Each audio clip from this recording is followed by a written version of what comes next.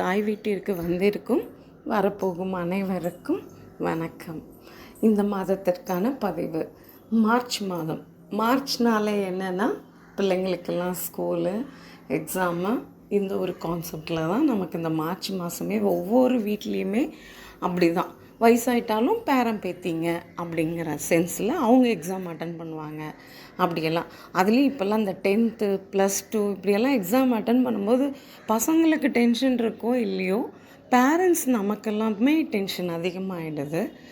அதுலேயும் இந்த வெயில் டென்ஷனு பிள்ளைங்க மேலே திணிக்கிறாங்க, இவங்களும் கஷ்டப்படுறாங்க. ஸோ ஹெல்த் இஷ்யூஸு நிறைய ப்ராப்ளம் இப்போ க்ரியேட் ஆகுது. அதெல்லாமே அவாய்ட் பண்ணுறதுக்காக தான் நான் அம்மா இப்போ பேச வந்திருக்கேன். அவாய்ட்னால் எப்படி பண்ண முடியும்? கண்டிப்பாக நான் பேசுகிறது ஈஸி தான். பட் அந்த சூழ்நிலையில் நீங்கள் இருக்கும்போது அது ரொம்ப கஷ்டமாக இருக்கும். அதை ஃபேஸ் பண்ணுறது ஒரே ஒரு விஷயம் மட்டும் தெரிஞ்சுக்கோங்க. லைஃப்பில் என்ன கிடைக்கணுமோ அது கிடைக்கும். நம்ம என்ன ஃபோக்கஸ் பண்ணி அதுக்காக நீங்கள் அந்த ஸ்டெப் எடுக்காமல் இருங்கன்னு நான் சொல்ல மாட்டேன். ஸ்டெப் எடுக்கணும். ஏன்னா முயற்சி இல்லாமல் எதுவுமே பண்ண முடியாது. கடவுளும் உங்களுக்கு கொடுக்குறாங்க செய்கிறாங்கன்னா நீங்கள் ஸ்டெப் எடுக்கிறது தான். படிக்காமல் வருமா? நான் சொல்லாமல் என் பையன் படிக்கவே மாட்டான், என் பொண்ணு படிக்கவே மாட்டான். அது உங்களுடைய தாட்டு. நல்லா நிறைய வீட்டில் பாருங்கள், படிக்கிற பிள்ளைங்க படிச்சுட்டு தான் இருப்பாங்க. சில வீட்டில் நான் நிஜமாக கேள்விப்பட்டிருக்கேன், என் பையன் படிச்சுட்டே இருக்கான், கொஞ்சம் ஃப்ரீ பண்ணிக்கூடான்னு சொல்கிறேன், பண்ண மாட்டேங்கிறான். அவ்வளோ படித்து எனக்கு பயமாக இருக்குது. நார்மலாக படித்து ஒரு இதுக்கு போனால் போதும்னு பார்க்குறேன், ஆனால் அந்த பையன் படிக்கிறான். அந்த பையன் இப்போ பேசிக்கலி பார்த்திங்கன்னா ஐஐடி படிக்கிறான். அவங்க அம்மா நார்மல் பிகாம் படிச்சுக்கோன்னு சொல்கிறாங்க, அவன் ஐஐடி படிக்கிறான். ஏன்னா அவனுடைய க்ரோத்து. ஸோ அந்த மாதிரி சொல்கிறவங்களும் இப்போ இருக்காங்க. அந்த மாதிரி அதுக்காக ஐயோ அவங்க கொடுத்து வச்சவங்க அப்படியெல்லாம் கிடையாதுங்க. எல்லா பிள்ளைங்களுக்குள்ளேயுமே திறமை இருக்குது. அந்த பிள்ளை அந்த விஷயத்தில் திறமைனா நம்ம பிள்ளைங்க நம்ம வேறு விஷயத்தில் திறமையில் இருப்பாங்க.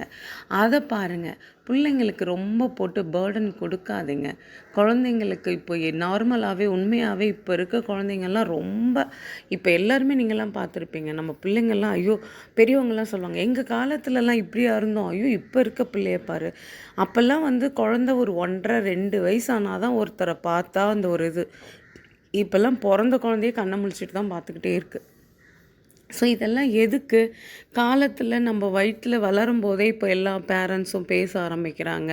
நிறைய ஆக்டிவிட்டி. அப்போல்லாம் குழந்த வந்தால் ஏதோ பெற்றுக்கணும், அவ்வளோதான். அந்த குழந்தைக்கிட்ட உட்காந்து ஸ்பெண்ட் பண்ண கூட ஒரு பேரண்ட்டுக்கு டைம் இருக்காது. ஆனால் இப்போ அப்படி கிடையாது. ரொம்ப நல்லா போயிட்டுருக்கு. அதனால தான் வயிற்றில் குழந்த இருக்கும்போதே நீங்கள் நல்லதே சொல்லிக் கொடுங்க, நல்லதே பாருங்கள், நல்ல விஷயங்களே கேளுங்க அப்படின்னு சொல்லிக்கிட்டு இருக்காங்க. அது 100க்கு 100 உண்மை அது. ஏன்னா அந்த குழந்தைங்க அதை லிசன் பண்ண ஆரம்பிச்சிடுறாங்க இப்போவுமே வயிற்றுலையே இருக்கும்போது. ஸோ அது ஒரு பக்கம் இருக்கட்டும். ஆனால் எல்லாருக்குமே இந்த ப்ரெஷர் கொடுக்காதீங்க. நிறைய பேர் தேவையில்லாததுக்கெல்லாம் டென்ஷன் ஆகிக்கிறாங்க. எதுக்கு? எனக்கு ஒன்றுமே புரியவே மாட்டேங்குது. காலத்தில் அன்றைக்கி ஈஸியாக எனக்கு ஒருத்தவங்க ஒரு ஒரு விஷயத்த சொன்னாங்க. நான் ஒரு கோயிலுக்கு போயிருந்தேன். அங்கே பெரியவர் ஒருத்தர் சொல்லிட்டு இருந்தார். ஒரு சாதாரண விஷயம், கர்மானா என்னென்னு எனக்கு தெரியுமாம்மா அப்படி கேட்டாங்க. கர்மானா நம்ம செய்யக்கூடியதை, அதை என் பையன் ஈஸியாக சொல்லிட்டான் அப்படின்னு சொன்னாங்க. என்ன சொன்னாங்க அப்படின்னு கேட்டால் அவங்க சொல்கிறாங்க, அம்மா நைட்டு எனக்கு உப்புமா கொடுத்தாங்க, அந்த உப்புமா நான் வேண்டான்னு சொல்லிட்டேன். காலையில் பார்த்தா காலையிலேயே அம்மா அதே உப்புமா தான் எனக்கு கொடுத்தாங்க. அதாவது வரக்கூடிய செயல்களை நம்ம ஏற்றுக்கணும். அதை வேணான்னு சொல்லிட்டோன்னா, இப்போ நைட்டே சாப்பிட்ருந்தா கூட அந்த உப்புமா நல்லா இருந்திருக்கும். காலையில் அந்த உப்புமாவே சூடு பண்ணி கொடுக்குறச்ச உங்களுக்கு தெரியும் இல்லையா, ஒரு பொருள் சுட சுட சாப்பிட்றதோ ஃப்ரெஷ்ஷாக சாப்பிட்றதுக்கும் இதுதான் கர்மா. நான் நைட்டே பண்ணியிருக்கணும், அது சாப்பிடல, மறுநாளும் என்ன அதை தொடருது பாருங்கள். ஸோ அப்படின்னு சொல்லி சிரித்தாங்க. அவங்க சிரித்தாலும் இதனுடைய மீனிங் உங்களுக்கும் புரியும்னு நினைக்கிறேன். ஈஸியாக உங்களுக்கு புரிகிற மாதிரி சொல்கிறோம். நம்ம ஒரு விஷயத்தை ஏற்றுக்கிட பார்க்கணும். ஏற்றுக்க மாட்டோம், நாங்கள் கஷ்டப்படுவோம், எங்களுக்கு இதனால் ஸ்ட்ரெஸ் ஆகுது. அது என்ன ஸ்ட்ரெஸ்ஸுன்றது எனக்கு தெரியல. ஸோ ஆனால் அதை நீங்கள் ஏற்றுக்க இப்போ மறுத்தீங்கன்னா அது மறுபடியும் அது உங்களுக்கு தான் வரும். ஆனால் வேறு கோணத்தில் வரும். அதனால் இந்த கோவப்படாதீங்க. பிள்ளைங்க எவ்வளோ படிக்கிறாங்களோ படிக்கட்டும். பிள்ளைங்கள ஃப்ரீயாக விடுங்க. இப்போ இருக்க காலகட்டத்தில் ரொம்ப ஃபாஸ்ட்டாக போயிட்டுருக்க காலகட்டத்தில் ஃபுட்டுலேயும் ஒரு நல்ல ஒரு க்ரோத் கிடையாது. காலகட்டமும் ரொம்ப இதாக போயிட்டுருக்க சூழ்நிலையில் நம்ம பிள்ளைங்கள நம்மளும் படிப்புன்னு ஒரு விஷயத்தில் போய்ட்டு தம் பண்ணாதீங்க. படிக்க வைங்க, நான் இல்லைன்னு சொல்லலை. எவ்வளோ முடியுமோ அந்த பிள்ளையால் அவனுக்குன்னு ஒன்று எழுதப்பட்ட விதி கண்டிப்பாக நடக்கும். அவங்க இதாக தான் ஆகணும்னா அதாக தான் ஆவாங்க. நீங்கள் என்ன கண்ட்ரோல் பண்ணாலும் முடியாது.